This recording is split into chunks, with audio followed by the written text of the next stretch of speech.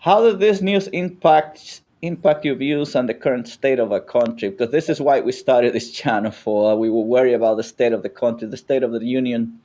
We don't want to get to a point where we say, okay, enough is enough. We got to go our way and you go your way and split up. We don't want to get to that point, and I don't think we're even close to that point. Thank God.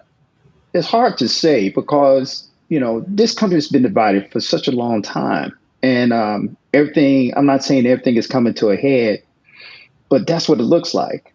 Um, and what we need to do is to find some type of common ground where we all could just meet together, and don't be so defensive. Don't be so fearful to the point to where you can't just listen to this man's views and then understand it, and he can listen to your views and understand it without being judgmental, without being critical or being cynical. But in this world, the way it is now, you can't say that. You got so many people that will go ahead and bring up fake email accounts and go ahead and judge you without really knowing you or knowing the full measure of who you are. And that's how this world is. You got so many people that hide through emails, they hide with fake Facebook accounts. You got fake Twitter accounts or X accounts, whatever you want to call it. You know, but the thing is that we just need to find a solution to this, and it's got to be somebody way smarter than me. God is the only one that would know, that would try to get us back on track. Because I've served with a lot of great men and women. You know, Mansar and Luis Lopez, I served with him, and I've always thought about he is a great guy, and he still is. Because at the core of it, we served together at a very hard time. When we first got over to Afghanistan, we went from 90 degrees in Texas to 120-degree heat, and we were in these vests, with armor plates and everything. And it was probably one of the hardest times that we had to deal with, but we were all together in that, because it seems like when you're in the military, the way I feel about it is that everybody works together. And, that's our job. And it's not just our job, but we actually believe in it. And if you believe in something, you can actually try to make it happen.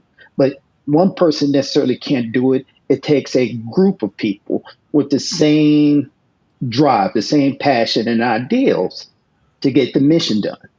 And so that's how I feel about it. But if there's a way we can do that and have everybody in the United States to just work together, don't be so critical of each other. Listen to this person's views.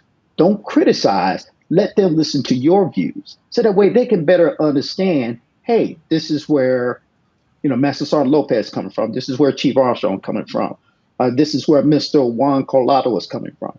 And we have a better understanding of each other without beating each other just because we have different views. But that's not happening. That's the way I see it.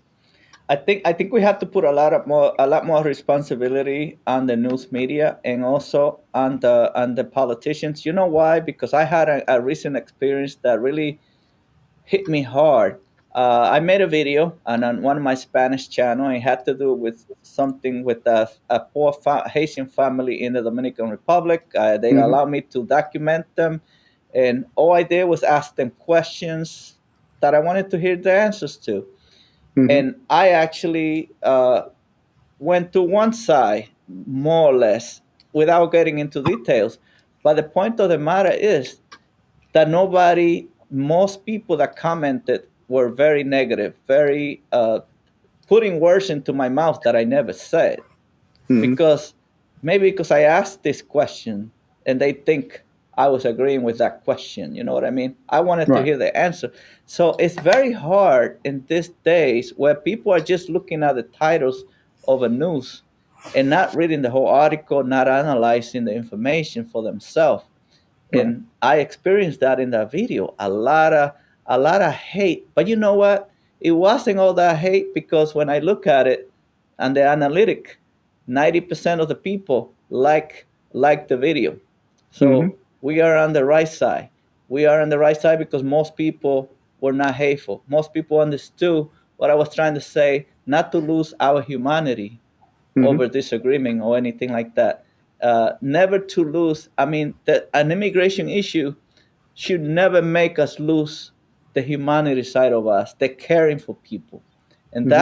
that was I get very sensitive with that because it's really hurtful to know that there are so many people willing to lose themselves just because they don't want to listen to the other side or Right. anybody. I was on their side and they were Hmm. killing me, Hmm. you know, and Yeah. and I think that's happening here too.